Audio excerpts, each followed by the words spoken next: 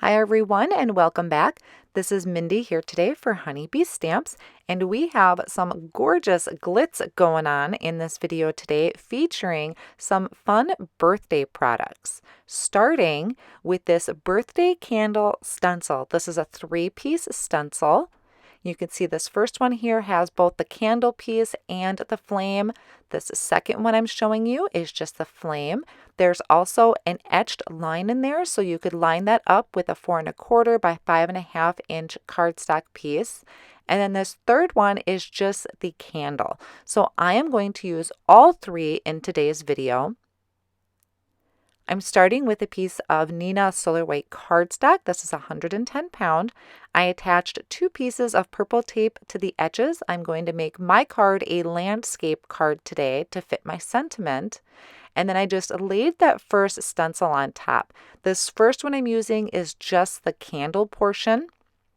And then I'm going to do some rainbow ink blending, starting with Candied Apple Distress Oxide ink.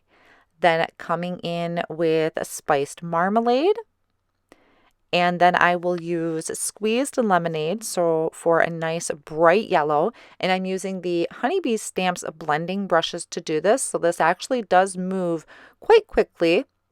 And then I have twisted citron, adding that right under my yellow, and then squeezing in the salty ocean. Unfortunately, I missed my purple. The purple always seems to get the short end of the stick when it comes to getting added into my rainbow.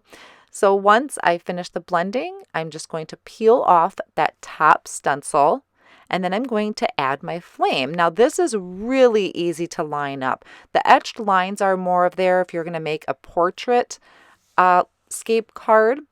But even without doing it portrait and doing it landscape like I have it here, it was really easy to line up my flame on top of my candle pieces. And then I'm going to ink blend on mustard seed. So that one's a darker yellow to kind of signify that difference between the yellows. And then I can peel that away. Now notice I'm still leaving that purple tape on my card, and that's going to come in helpful later. So now this is the third layer. This is where it's got both the candle piece and the flame. I'm lining that up with my candles on my cardstock, holding those with that purple tape on the side, and just to secure that down a little bit more, I put some just some blue painter's tape at the top.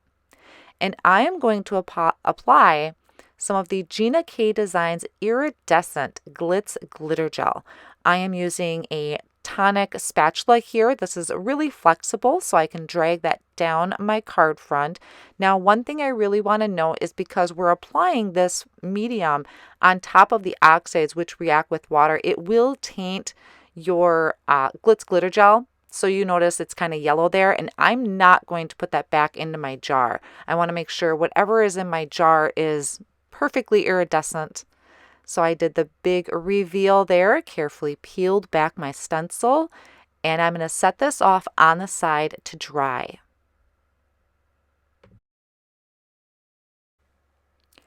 So while my background is drying, I'm going to go ahead and work on my sentiments. I'm going to use the birthday stamp set and the honey cut. The honey cuts, I love these because there's 3 of them. So you have your main sentiment layer, a shadow, and then a little bit bigger of a shadow. I'm starting with stamping some smaller sentiments. So we're going to say happy and let's celebrate. I'm going to use my Mini Misty to stamp these. I lined them up in my Mini Misty, and I'm inking them with a Versamark ink, which is a really nice sticky ink. And I did prep my cardstock with that anti-static powder tool first, just to remove any static or maybe some oil from my fingers from handling, just so that my embossing powder only sticks to where I'm stamping. Then I'm going to sprinkle that with some white embossing powder. And if I have any little flicks left over, I'm going to just take a paintbrush and gently brush those away. That'll help give me a really nice clean strip. And then I can melt that embossing powder with my Wagner heat tool. Now, since I had put some of that anti-static powder tool, I want to brush that off just to make sure this is as black as I can get it. So I'm just using a Swiffer cloth to dust over that. Then I'm going to take my paper trimmer and trim these down into some really thin, skinny strips. And these will be ready for my card front. Now, the drying time on my background, it really varies depending on how much you put on. This probably only took about 15 minutes, and then I did kind of hit that with my heat tool carefully just to help speed that up a little bit. Now I did trim that panel down to 4 by 5 1/4. I lined the back of it with foam tape to give that some dimension, and I'm adding that to a card base made from Fog cardstock. Now I'm going to take this first layer of the birthday, and I'm going to die cut that 3 times from white cardstock and that shadow layer once from black cardstock. So I didn't use that third shadow layer, the biggest one. I'm just using the first 2. And I'm going to layer my 3 white pieces together with liquid glue, and then add that on top of my black shadow layer with the liquid glue as well. And be sure you don't forget the tittle of the eye. So I did save all 3 and adding those to my sentiment. Then I can center this on my card front. This is why I went landscape, as I really wanted to fit this birthday. It's pretty snug if I did it the other way, if I did portrait. So to help just make sure that's secured really well, I had placed my Misty on top and left that there for a few minutes. And then I'm adding my smaller sentiment strips with foam tape. So once I decided on placement, I'm adding a little bit of liquid glue to attach to that little loop of the Y. So we'll have Happy Birthday, Let's Celebrate.